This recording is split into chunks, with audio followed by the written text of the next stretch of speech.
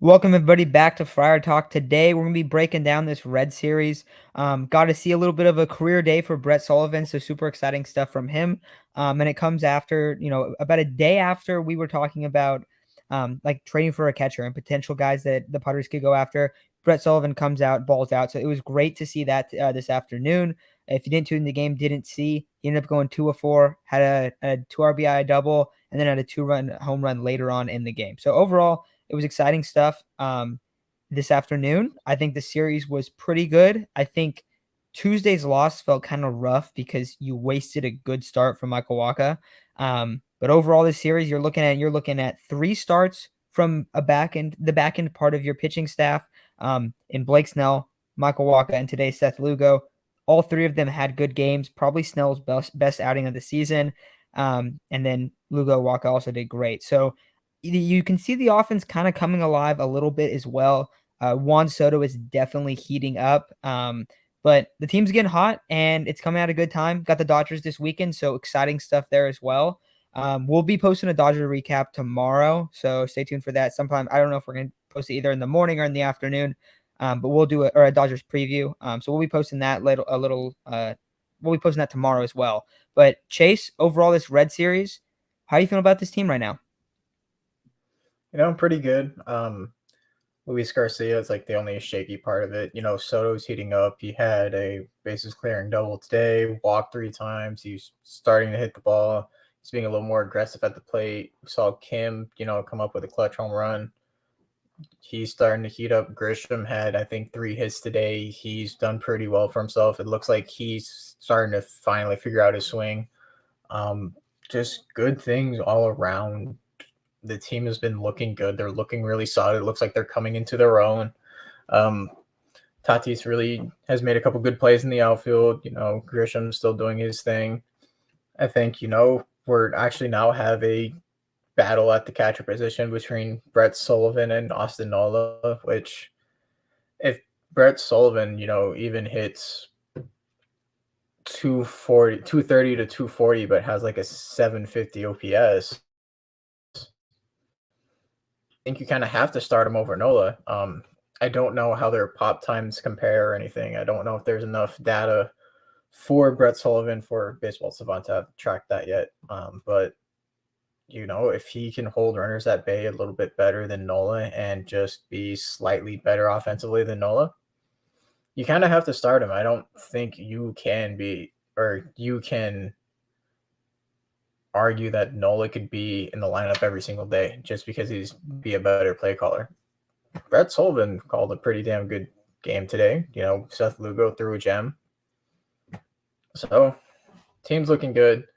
The Dodgers might be a little bit scary of a series. They got their guys. We got our guys. It's basically going to come down to who is going to be able to hit with runners in scoring position, which the Padres of last year, that's where we struggled heavily. If we did not hit home runs, we were not winning games.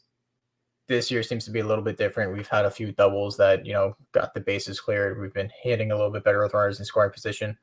They're being a little bit more aggressive at the plate, which I don't know if that's going to work well for us or hurt us against the Dodgers, just because, you kind of want to get the pitchers out of there and get to the bullpen because the Dodgers have good pitching. They have a really good starting rotation, but being overly aggressive is going to allow the pitchers to go deeper into the games, and then you're just going to get the high-end relievers like Gratterall and the other guys. So, I think there's a happy medium for both worlds where you're passive and aggressive at the same time, or for an approach anyway. Though I think Tatis needs to be a little bit more passive. I remember in the Red series when we were tied 1-1.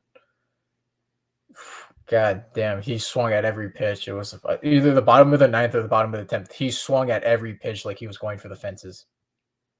I saw he hung like 2 sliders and Tatis missed them. And then he blew the 95-mile-per-hour fastball right by him. But he swung, I think, at every single pitch. I think he may have taken one. Like, yeah, I know those were hung up sliders, but dude, sometimes, taking one pitch isn't going to hurt you. Watch the ball all the way in, track it really well. Hopefully our pitchers do their thing. There's not really that much to talk about right now. I mean, hell, um, Isaac's at the gym right now, guys. He will be on after to record an episode. But Juan Soto's back. Yep. Uh, Yeah, what do you think you about know that? What do you think about Soto? what? I feel like all of a sudden Soto looks like he's really clicking now. I want to see, 'cause the big thing with Soto is that he hasn't been going opposite field as all. I want to see if by any chance it's looking any better. I know he had the opposite field home run, but we know that that wasn't. I mean, he still has no other hits besides that opposite field home run, um, and a single way earlier in the year. So I don't know if he's all the way back, but I feel like he's getting there. In my opinion, he'll really be clicking once he's going opposite field, once he's using all of the field. But he's definitely starting to feel it at the plate, and you could see him getting definitely being a little bit more aggressive at times. Today he walked 3 times, but then eventually got his pitch late in the game and, brings in 3 with that RBI double with the bases loaded. So Soto, I mean, I think he's starting to bounce back a little bit, but we still aren't even seeing him fully like kind of at himself because he's struggling mechanically right now. Like he is not hitting the ball opposite field. He has a clear flaw in his game, and we should expect him to get over that. Like Chase, that's what you're thinking, right? Like it's not like he's Yeah, just gonna he can't hit opposite field anymore. It seems like he has to work his way through it, right? yeah. I mean, I think that's every hitter to an extent. I mean, we saw Tatis when he had his shoulder injury. He kind of didn't hit the ball to right field for a while. He was pulling the ball a lot. I don't know if there's like some slight mechanical change that Soto had with his swing that the hitting coaches haven't identified yet, whether or not he's just, you know, kind of fishing it out there. I think that's the term that they used as a coach. He's just not getting straight to the ball where he's kind of wrapping the barrel around the baseball, and that's causing him to pull everything. There's baseball is such a funny swing. If something is slightly wrong with like the hip rotation, the bat head, or anything, you're going to drop the bat head, you're going to pop up, you're going to pull the ball a lot more. If you don't have the swing, you don't have the swing down right, you're going to pull, something's going to be wrong. But no, Soto's going to be fine. We've seen him be consistently one of the best, if not better, hitters in baseball for the past going on 4 years now, 5 years. He's going to be fine. Though one thing that did pop into mind, and I've seen some of the comments on Twitter, and I believe our videos. What do you think about Bowmel pulling Carpenter all the time the moment a lefty comes in? So you're saying use a true like switching up like lefty righty with him and Cruz? Oh, no. There you are. What happened? What do you think about Bowmel's like insistency on pulling Carpenter anytime a lefty comes in? So like I feel like he does that too much where he automatically puts in Cruz the moment a reliever comes in the game and doesn't allow Carpenter to get those at bats against lefties. Let's look at how bad Carpenter's splits are against lefties. I want to see. Because have you looked at them yet? No, but I feel like sure, one at bat might kill you, but at the same time, having Carpenter in their late games when I feel like sometimes has better at bats than Cruz, sometimes let him battle it out for a game instead of taking a Yeah. guy that's cold off the bench, putting him in. I mean, let's see last year. Last year against lefties, he was good against lefties. He had way less at bats. This year he's had 9 at bats. He's been all right against lefties. I mean, in 2021, he doesn't really hit against lefties too much. He kind of always has got pulled. Like I'm looking at his other stuff, dude. Like every other year, he has such drastically different splits. I don't think it's a bad idea. I don't think it's a bad idea because also Nelson Cruz has been one of the better hitters on this team, Yeah, I right? understand that.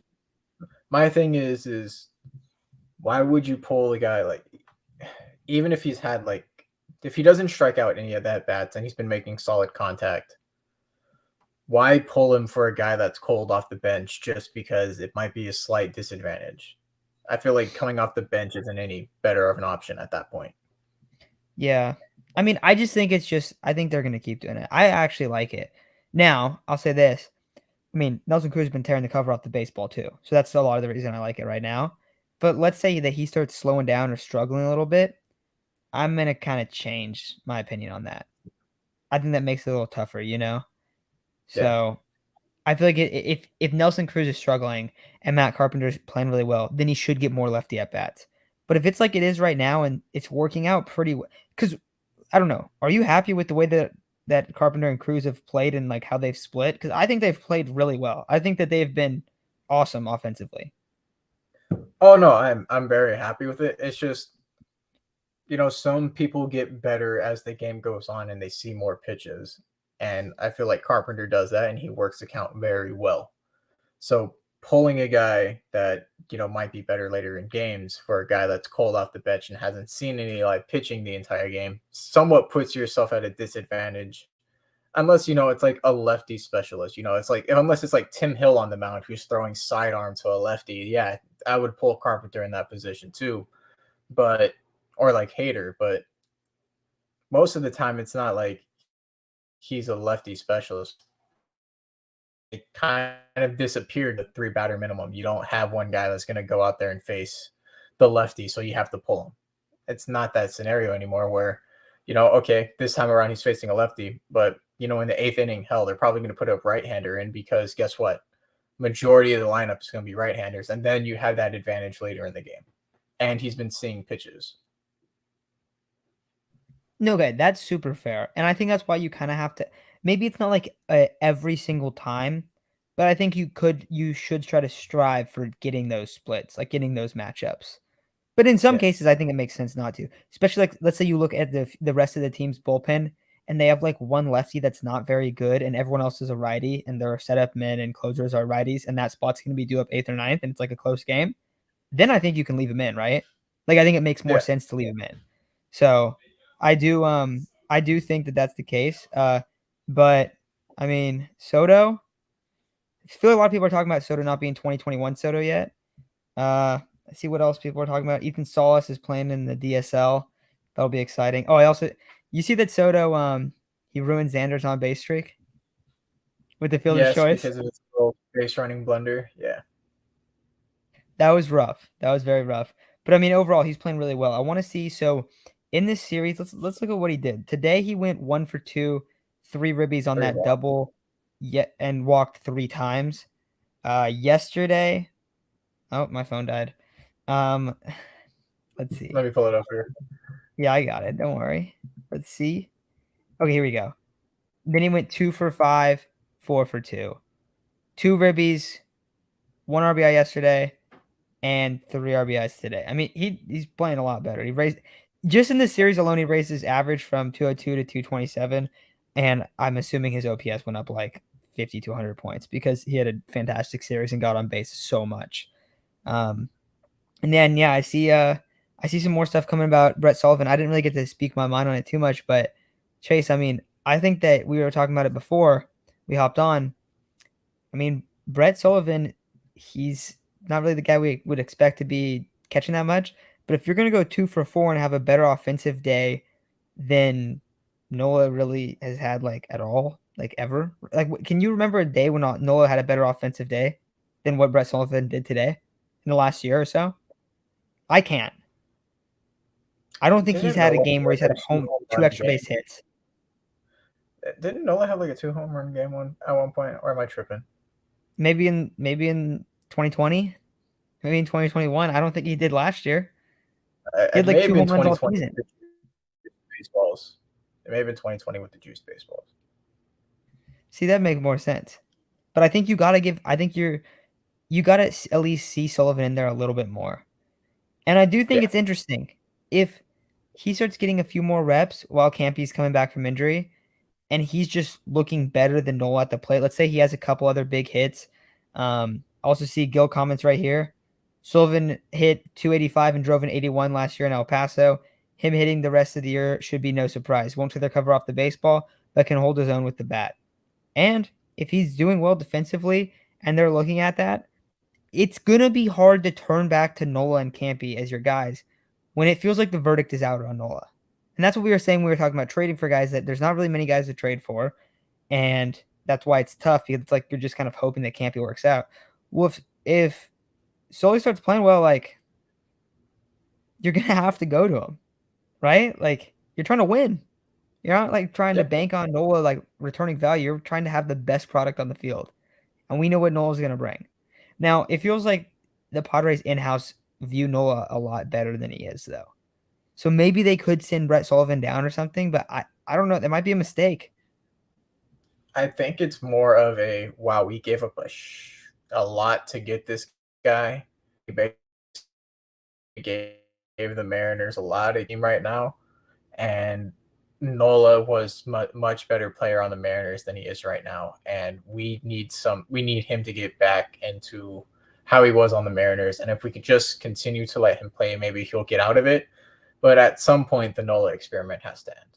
Unfortunately, Nola hasn't been that guy since he's come to San Diego. There's This is why I don't like the Padres trading for a ton of people. For some reason, whenever a guy comes over to the Padres, he experiences a lot of negative regression in every single one of his stats. We saw that with Brandon Drury for the most part. Brandon Drury did have a couple hot streaks. We saw that with Josh Bell. We've seen it with Juan Soto. We saw it with Adam Frazier. We've seen it with Nola. At this point, there are too many examples of people coming over to the Padres and having negative impacts on their career to the point where, all right, something's wrong with the Padres coaching staff. And obviously, we can still see it to this day. It's mainly the hitting coaches. We don't have a strong source of hitting coaches, and trading for a player that comes from an organization where they have a lot of hitting coaches and can successfully be a good player at the plate. They come over to the Padres and they just don't do that. At one point, you got to look internally before you try to fix a problem externally. Yeah, it's true. And I feel like, I mean, you're talking about all these guys that struggled when they came to San Diego. I mean, Machado struggled too. Obviously, not to the extent to other people, but Machado had one of his worst years his first season in San Diego. His numbers went way down, and it took him a full season to kind of get going. Because I saw that was it on the Padres broadcast they showed the graphic of Juan Soto has put up better numbers in his first X amount of games than Manny did in his first X amount of Padres games. I think I so, saw but that somewhere, there was but that's the case. there was there was another interesting point with the Machado signing that I don't think a lot of people either remember or not. But there was a statistic that came out, and it was just taking a bunch of players that each time they signed later within the offseason, closer to spring training, how much more they regressed from their career best to their new team starting point, which Machado didn't sign until, what was it, February? And same thing with Bryce Harper. They both had two of their worst years after signing so late with the team because, they're okay, now they're a new team a month away from spring training, maybe a month at that before they have to report to spring training, get new to a new city, new environment, new teammates, new coaches, new club, new fans. It's a lot of an adjustment within the year. So I remember seeing that. I'm like, well, hopefully it doesn't happen to Machado. It did, and it did happen to Harper too. So that also could be a factor for Machado's worst year, which was, hey, don't sign so late into the offseason. You want to get to the club as soon as possible. And we've honestly seen the Padres kind of do that with a lot of guys. Like they sign them kind of late, like Luke Voigt, and they traded Sean Manaea right before the season started. This year they didn't really do that, which was nice. Bogarts came super early, so maybe that's something that they've actually decided that is like a way that they can improve. And Bogarts is a guy who has not had that experience where he's came in and he's just been red hot. I mean, he just lost his on base streak. He's got on base like almost every single game this season. So we don't really see it with Bogarts, but we do with a lot of the other guys. And I don't know. It's interesting. I see a question here from Devin. What do you guys think about Tuesday's loss? Do you think Chris should have bunted or walked? I mean, I thought the loss overall was just rough, just because like anytime you waste a start from probably your worst starter right now in Makawaka having a good day and you lose 2-1, that's tough. It also felt like there were just so many missed opportunities, like so many overall in that game. Especially the way it ends, bases loaded. Juan Soto, who's been super hot last couple games, comes up, strikes out. And so it's kind of like, oh, like it even was close at the end. So I think it was frustrating in that sense, but you're also just gonna have games like, I don't know. it's just like you're gonna have games where it's like that. So yeah, I don't know. That's what I'm thinking.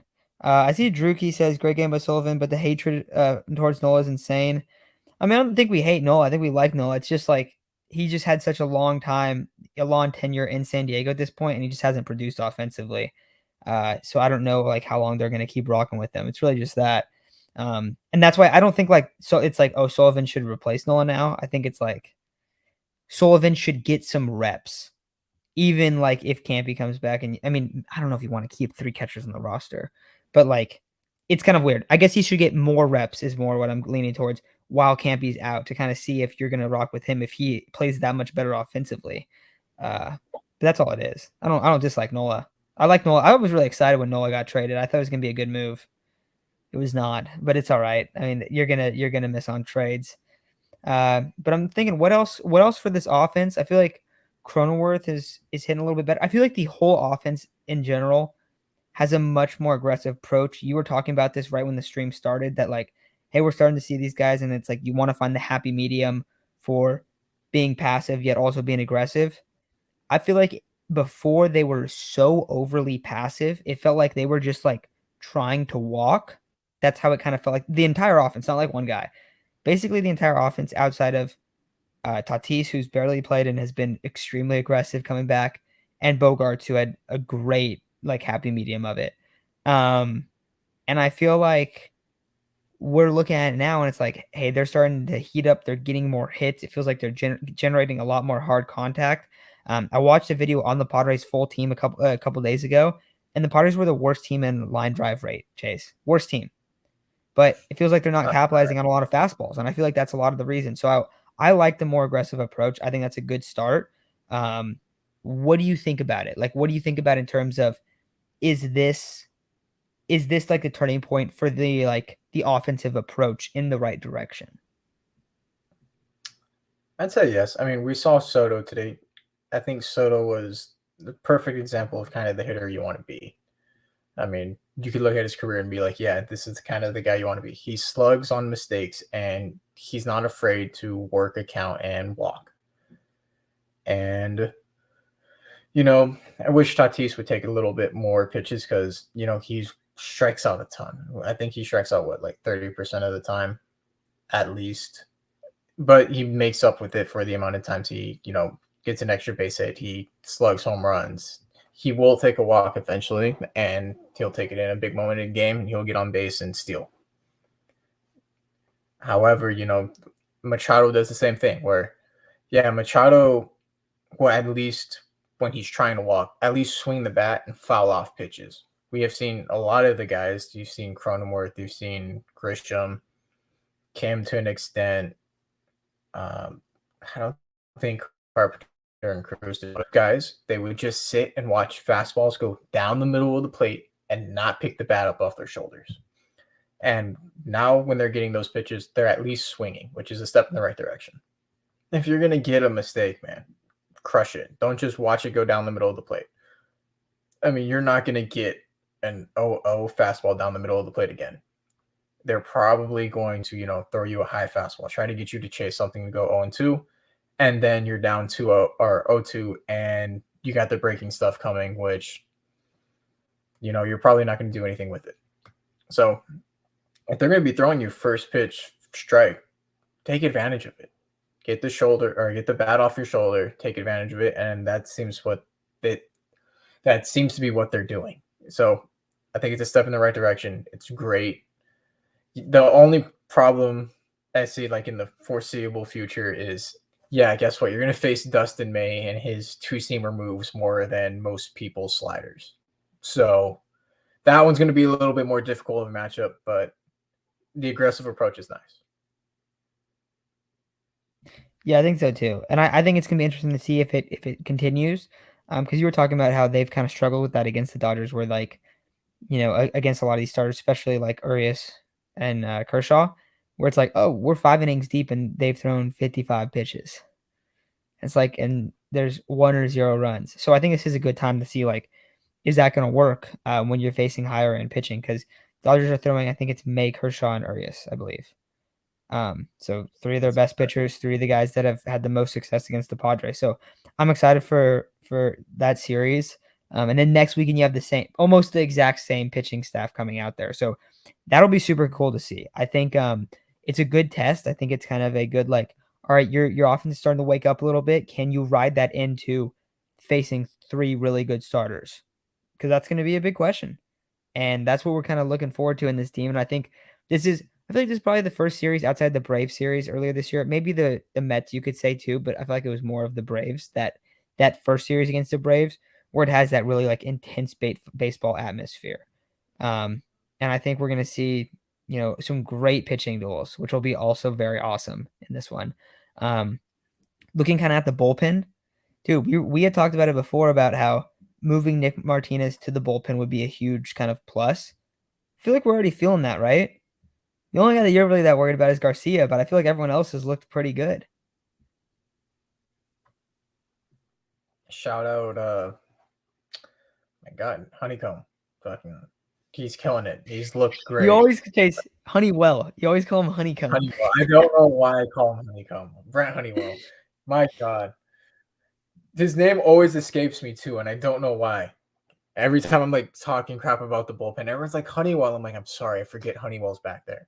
I don't know why. Just every time I talk about the bullpen, just his name gone. Honeywell. Yeah. Guy's done great. Hopefully we get to see him come in more of the 7th and 8th innings.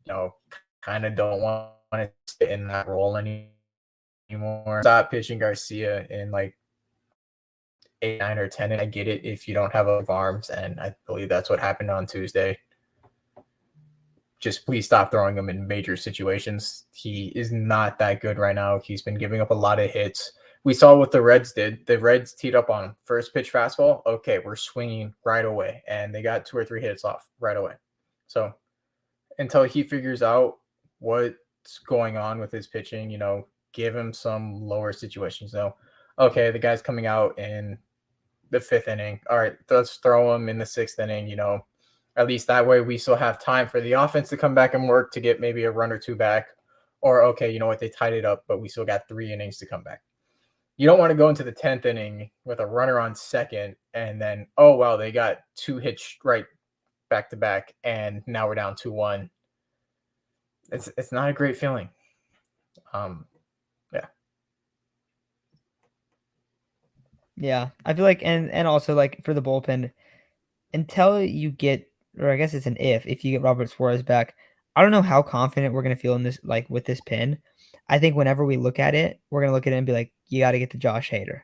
Josh Hader also just won NL Reliever of the Month, I want to say, but he's having an insane season right now. He's sitting at what is it, 0.64 ERA in 14 innings pitched, 10 for 10 saves, and just like dominant stuff. Opponents are hitting a smooth 087 against him.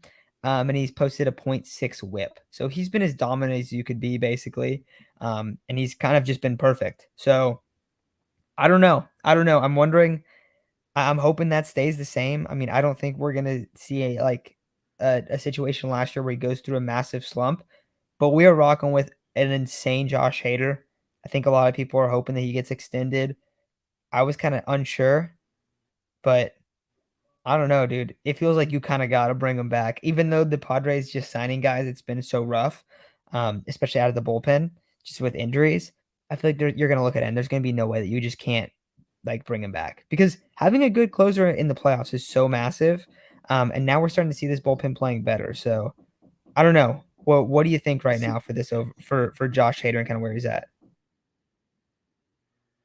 Josh Hader has been as good as anyone in baseball. I mean, I think the only pitcher you can argue that has been better is Jose Alvarado on the Phillies. That man has been a menace on the mound as a reliever. Crazy. However, what I don't like is the potential deal that Josh Hader might sign. I feel like the Mets screwed the entire relief it market over so much. That Edwin Diaz contract for 5 years, $100 million was crazy. And now he's not even going to pitch this year, and he's still making $20 million. As much as he is a shutdown reliever you know he's probably never going. He's not going to give up a run in the ninth inning. He's probably going to close out every single game he pitches. Can you really justify giving him 20 million and him playing less than 60 games a year? That is where it starts to hurt, because you can put that 20 million into a ton of different areas. 20 million is a lot. That's like, okay, we are going to lose starters and we can sign a couple for, 10 million a year. If not, flex it to be like 12 and 15. We can use that money, somewhere else where there's going to be a bigger need. As much as I want Josh Hader on the team, because I know he's the best reliever, can we justify spending 20 million on him when we're going to be losing 3 pitchers?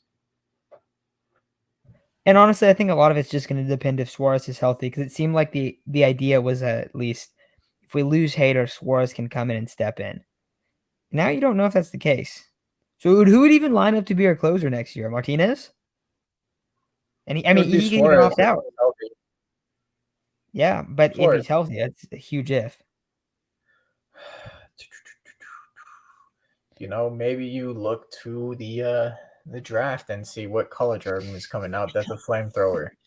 I mean, hey, we've seen some of those pitchers in the college and the collegiate levels go kind of crazy.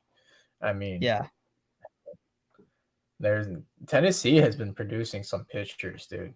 Ben Joyce, and there's a kid this year that's a flamethrower. Maybe we talked about it. I always say Adrian Martinez, or not Adrian Martinez, Adrian Morejon. But no, but let's make him a starter. They're talking about Ray Kerr.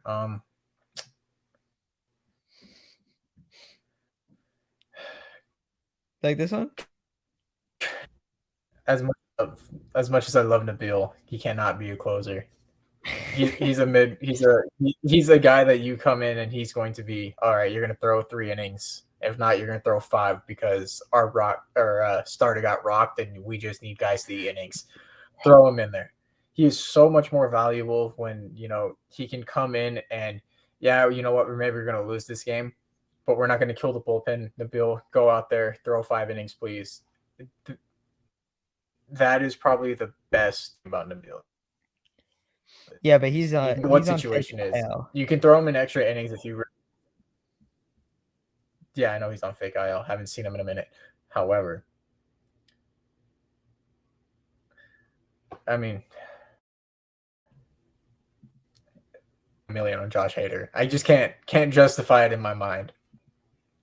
I know you don't want him to leave, but it's like, bro, like, it. Honestly, I think it just depends. Like, how much is Peter willing to spend? If Peter's like, screw it, it's not going to affect us from getting other starters. Then hey, yeah, that's different. Peter has been like, he has that fuck you kind of money where he's going to be like, oh, you don't think I can spend anymore? Okay, let me show you how much we can spend. Dude, that's what I hope. I mean, I hope that just keeps happening. I hope every time it's like, he's probably done. He's probably, nope, more. I mean, I saw a thing like the Padres like lost money last year and they're gonna lose money this year as like an overall, like they're gonna operate as a losing like in the negative, right, in the red. But they don't really care because they're like, yeah, we're building a brand, like we're building a great thing, and everyone out here is going to games and it's sold out and it's packed, and it's truth. Dylan Cease, future Padre. I see that. That's interesting. Let's talk about Dylan Cease and then we'll probably wrap it up. I mean, we've talked about them trading for like a high-end starter. I think it is totally going to depend on what the rotation looks like at the deadline. How comfortable are we with Michael Wacha, Seth Lugo, any of those guys? Ryan Weathers came up, looked good. Nick Martinez looked okay out of the starting, but you'd probably rather have him in the bullpen. So it's going to matter, like, do we really feel like we need those guys? Because, I mean, right now, the starting pitching has not been, like, a huge issue for the Padres. Snell and Wacha have had some bad outings. But we're expecting Snell to bounce back in the second half because he literally always does that. Michael Wacha is probably the big question mark there. Are you going to be comfortable with him coming in, maybe, probably not even in a playoff game, like him or Lugo or something like that? And if you're not, then maybe you go for Dylan Cease or who else was it? Who else is Corbin Burns is Burns. a name. Trying to think if there's any other ace pitchers that are kind of available.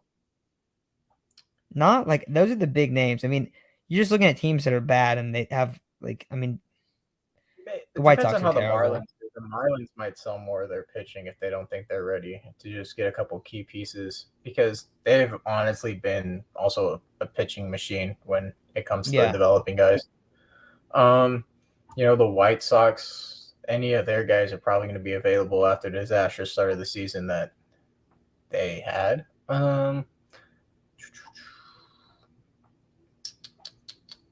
Who else? Maybe the Giants sell, depending on how their seasons go. Maybe I Not to don't really us. think. Yeah, it's hard because they're in the same division. Yeah. Um, You just don't there's see not that too really anyone often. on the Angels worthwhile other than Shohei. That's the Uh, other guy, right? But they already said they're not trading him under any circumstances. yeah. So who else is that? I would say the Pirates, but the Pirates are on too good of a start to sell any other pitching. The the We'll Orioles see. are still doing good. The Cubs are in this weird. We are going to somehow win games and be a competitive team. It's also Um, weird too because some teams will just be like, "Yeah, we aren't selling even though we're not good." Like, okay, True. so it's The hard to tell. Reds But and I mean, the one thing is, you're expecting the Padres to at least be in the discussions if they're available. So we'll see. I think yeah, today's I like this series think outings the bodes well though. is our best. What was that? You cut out.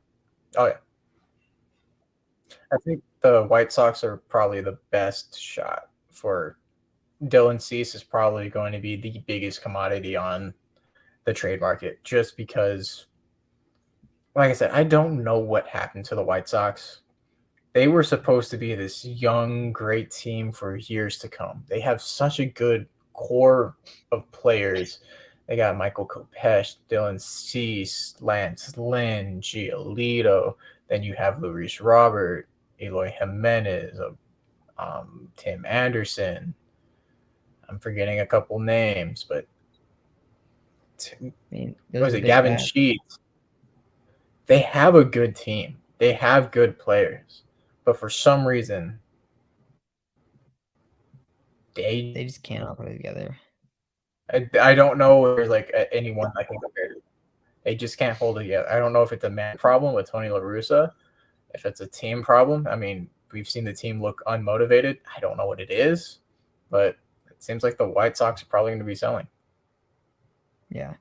And they have 3 years, or he has the rest of this year and then 2 years after that left on his deal. So it's going to cost a ton to go get him. But if you're going to go after an ace pitcher, like that's the guy to go after. Aces says future Padre Sean Manaea. Yeah, all right. He also said Mike Clevenger, and that's never going to happen. I think the Padres fan base would legitimately riot if either one of them came back. More Clev than Mania. Yeah, Ace is just over here trolling. Giolito's washed and Lynn's washed from Kyle. Is Lynn that? Is he been that bad?